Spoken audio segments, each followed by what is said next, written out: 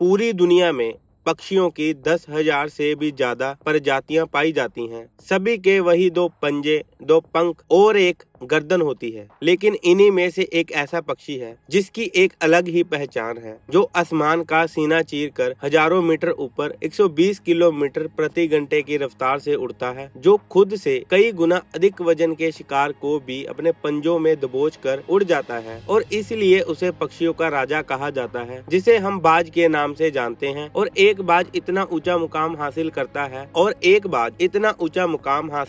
है अपनी ट्रेनिंग और अपने पुनर्जन्म की वजह से। अगर आप भी इस दुनिया में एक मुकाम हासिल करना चाहते हो तो एक बाज को बाज बनने का पूरा सफर आपको जानना बहुत जरूरी है, क्योंकि 25 से 30 साल की उम्र तक आने के बाद लोगों को रिस्क लेने से डर लगता है, लेकिन एक बाज की शुरुआत ही रिस्क से होती है। जिस उम्र में बाकी पक्षियों के बच्चे सिर्फ चींची करना सीखते हैं, उस उम्र में एक मादा बाज अपने बच्चों को पंजों में दबोचकर हजारों मीटर ऊपर आसमान में उड़ जाती है, उसे ये बताने के लिए कि तेरा जन्म आसमान का सीना चीरकर सबसे ऊपर उड़ने के लिए हुआ है। तेरा जन्म पक्षियों का बादशाह बनने के लिए हुआ है। जमीन से हजारों मीटर ऊपर लेकर मादा बाज अपने पंजों से उसे छोड़ देती है और यहीं से शुरुआत होती है उसकी हाई रिस्क ट्रेनिंग की। वो चूजा जमीन की तरफ तेजी से गिरने लगता है और थोड़ा नीचे आते तो उसके पंख खुलने लगते हैं। नीचे आते आते वो अपने पंख फड़फड़ाने लगता है, लेकिन वो अभी तक उड़ना नहीं सीखा है। वो जमीन से कुछ ही ऊपर होता है। ऐसा लगता है कि कुछ ही सेकंड में उसका जीवन समाप्त हो जाएगा, लेकिन अचानक एक पंजा उसे अपने गिरफ्त में ले लेता है और वापस आसमान में उड़ जाता है। वो पंजा होता है उसकी माँ का, जो उसके पीछे उड़ रही थी। उसकी ये ट्रेनिंग तब तक चलती है जब तक वह उड़ना नहीं सीखता। इतनी हाई रिस्क ट्रेनिंग होने के बाद इस दुनिया को एक बाज मिलता है। बारिश के वक्त जब सारे पक्षी आश्चर्य की तलाश करते हैं, तब यही बाज उसी बारिश में आसमान को चीरते हुए ऊपर निकल जाता है और बादल से कहता है, तू वर्ष ले कितना बरसेगा, और फिर नीचे आकर चैलेंज करता है। एक बाज की उम्र लगभग 70 साल होती है। जब वह 40 का होता है, तब एक परेशानी उसकी जिंदगी में मौत का कारण बन जाती है, जो आपकी परेशानियों की तुलना में बहुत बड़ी होती है, क्योंकि 40 की उम्र में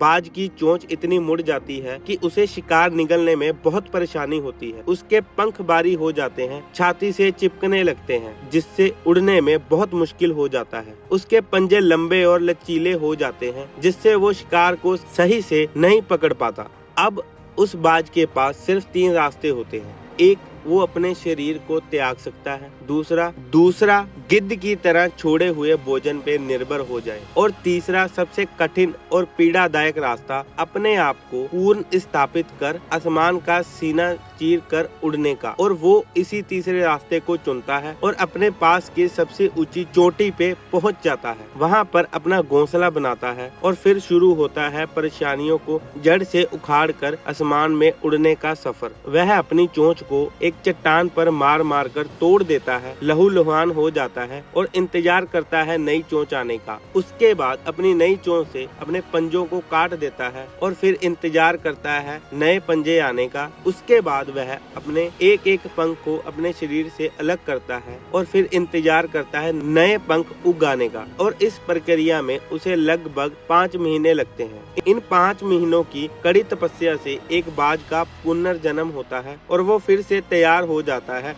आसमान का सीना चीरकर उड़ने के लिए। जो 3 रास्ते बाज के पास थे, वही 3 रास्ते आपके पास होते हैं, लेकिन कुछ लोग पहले रास्ते को चुनते हैं और परेशानियों के तले दबकर सुसाइड कर लेते हैं। ज्यादातर लोग दूसरे रास्ते को चुनते हैं। वो परेशानियों का बोझ पड़ते ही अपने लक्ष्य को छोड़कर नॉर्मल लाइफ जीने लगते हैं। और कुछ लोग वो भी होते हैं जो इन परेशानियों को लात मारकर अपनी मेहनत के दम पर बाज की तरह आसमान की बुलंदियों को छूते हैं। दोस्तों, बाज की ये ट्रेनिंग हमें बहुत बड़ी सीख देती है। अगर रिस्क लेना पड़े तो लो कि अपनी फील्ड में अपने आप को इतना ट्रेन कर लो कि उस फील्ड में आपसे ऊपर उड़ने के बारे में सोचकर लोगों के पसीने छूट जाएं, तभी आप अपने फील्ड के बादशाह कहलाओगे।